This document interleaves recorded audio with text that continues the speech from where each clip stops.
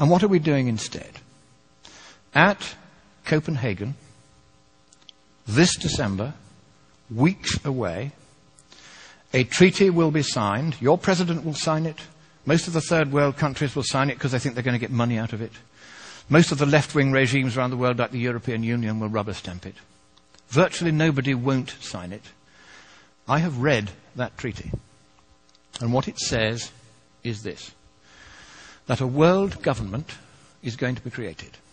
The word government actually appears as the first of three purposes of the new entity. The second purpose is the transfer of wealth from the countries of the West to third world countries in satisfaction of what is called coyly a climate debt. Because we've been burning CO2 and they haven't, and we've been screwing up the climate. We haven't been screwing up the climate, but that's the line.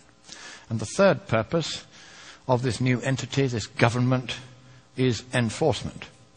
How many of you think that the word election or democracy or vote or ballot occurs anywhere in the 200 pages of that treaty? Quite right, it doesn't appear once.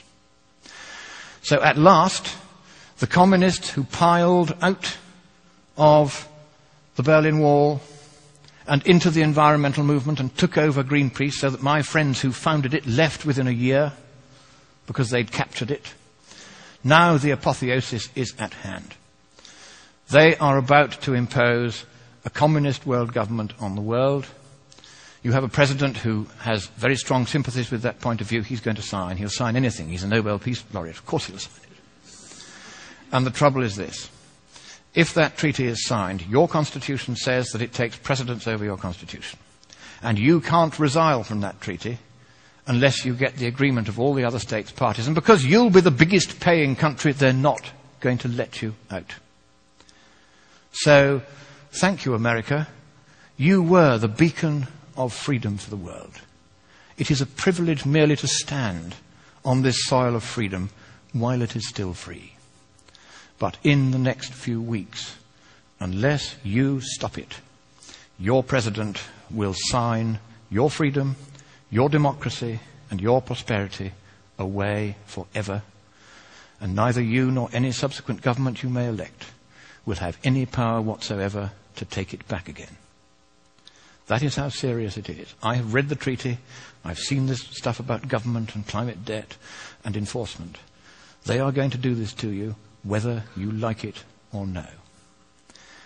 But I think it is here in your great nation, which I so love and I so admire. It is here that perhaps at this 11th hour, at the 59th minute and the 59th second, you will rise up and you will stop your president from signing that dreadful treaty. That purposeless treaty, for there is no problem with the climate, and even if there were, economically speaking, there's nothing we can do about it.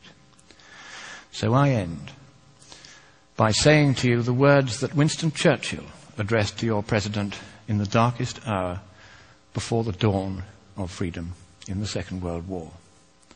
He quoted from your great poet Longfellow: "Sail on, O ship of state. Sail on, O Union, strong and great.